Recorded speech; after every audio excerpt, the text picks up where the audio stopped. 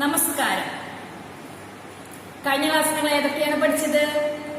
കവർഗം പഠിച്ചു കഴിഞ്ഞു, ചവർഗം പഠിച്ചു കഴിഞ്ഞു ഇല്ലേ? ഖ ഖ ഘ ഘ ങ അതായിരുന്നു നമ്മുടെ കവർഗം. ചവർഗോ ച ച ജ ജ ഞ. ഇത്രയും അക്ഷരങ്ങൾ നിങ്ങൾ എല്ലാവരും പഠിച്ചു കഴിഞ്ഞു. ടെക്സ്റ്റ് ബുക്ക് എല്ലാവരും വായിച്ചില്ലേ? എല്ലാ അക്ഷരവും വായിക്കാൻ കിട്ടുന്നുണ്ടല്ലോ, ഉണ്ടല്ലേ? ഇനി നമുക്ക് പഠിക്കാനുള്ളത് ഏതാണ്? ടവർഗമാണ്. ടവർഗത്തിലെ ആദ്യത്തെ അക്ഷരം ഏതാണ്? ഡ. ഡ എന്ന് കേൾക്കുമ്പോൾ നിങ്ങളുടെ മനസ്സിലേക്ക് ഓർമ്മ വരുന്നൊരു പലഹാരമുണ്ട്. നിങ്ങൾ 4 മണിക്കൊക്കെ കഴിക്കാറുള്ള പലഹാരം. ആരുടെ മനസ്സിലേക്ക് അത് ഓർമ്മയിൽ വരുന്നത്? വട. വടയിലെ ഡ എന്നൊരു അക്ഷരമുണ്ട്.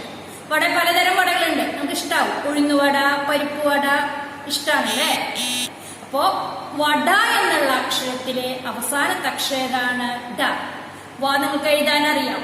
വ ഡ. വട എവിടെന്നാ മേടിക്കുക?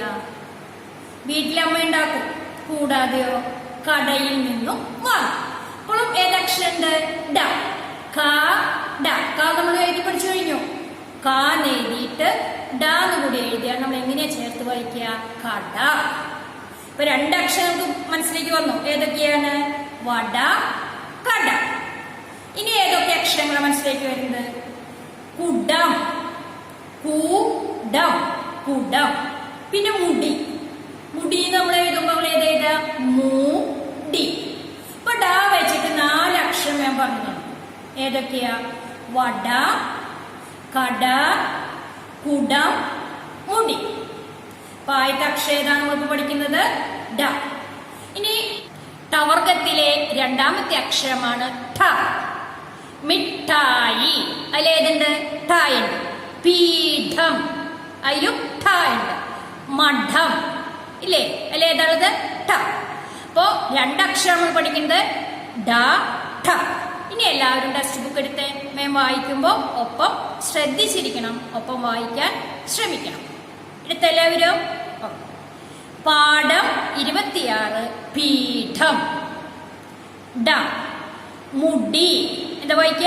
മുടി, മുടി. കുടം, കുടം. ഇനി ഠ വെച്ചുള്ള വാക്കാണ് നമ്മൾ പറയുന്നത്. പീഠം, മിഠായി. ഒന്നുകൂടി വായിക്കാം. പീഠം, മിഠായി. ഇനി അക്ഷരങ്ങളൊക്കെ എങ്ങനെയാണ് എഴുതുന്നത് എന്ന് നമുക്ക് നോക്കാം. എല്ലാവരും ബോർഡിലേക്ക് നോക്കിയേ. ഈ അക്ഷരം നമുക്ക് പഠിക്കണ്ടേ?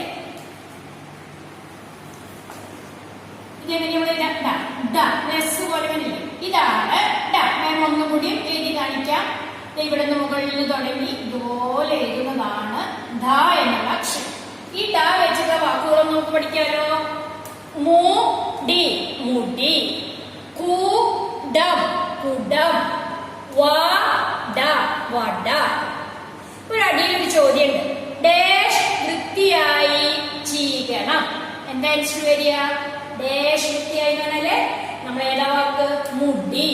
മുടി വൃത്തിയായി ചീകി നടക്കണം. അപ്പൊ നമ്മൾ മേലെ എഴുതുകയാണ് മു. മാനെഴുതി പുള്ളി. അപ്പൊ എന്താ വായിക്കുക? മു. ഡെഴുതി വള്ളിട്ടു. അപ്പം എന്താ വായിക്കുക? ഡി. ചേർത്ത് വായിച്ചേ. മുടി.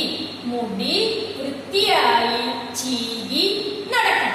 ഇനി നമ്മൾ അടുത്ത അക്ഷരം ഠ. അതുപോലെ 2 സൈഡിലും ഒരു മുട്ടണം. അതേപടി മുട്ടണം, ഇവിടെ മുട്ടണം. ഇതാണ് ഏതക്ഷരം? ഠ. ഒന്നുകൂടി എഴുതുന്നുണ്ട്. ഠ എന്ന അക്ഷരം ഇതുപോലെ 2 സൈഡിൽ ഇവിടെയും ഇവിടെയും മുട്ടി വേണം ഇത് എഴുതാറുണ്ട്. ഠ വെച്ചുള്ള വാക്കുകളൊന്ന് വായിച്ചാലോ. പീഠം, മിഠായി, പാഠം. 3 വാക്ക് പഠിച്ചു. പീഠം, മിഠായി, പാഠം. അപ്പോ 2 അക്ഷരങ്ങൾ ഇപ്പോൾ പഠിച്ചു കഴിഞ്ഞു. ഈ അക്ഷരങ്ങൾ നിങ്ങൾ നന്നായിട്ട് ഇതുവരുന്ന വാക്കുകളും നന്നായിട്ട് വായിക്കണം, നോട്ട്സ് എഴുതിയിരിക്കണം. ഈ വാക്കുകളെല്ലാം 5 ടൈംസ് വീട്ടിലിരുന്ന് റഫ് ബുക്കിൽ എഴുതി പഠിക്കണം. മേമ തന്നെ നോട്ട് എഴുതിയിരിക്കണം. എല്ലാവരും നല്ല കുട്ടികളായിട്ട് പഠിക്കണം. ഇനി അടുത്ത അക്ഷരവുമായി അടുത്ത ക്ലാസ്സിൽ കാണാം. നന്ദി.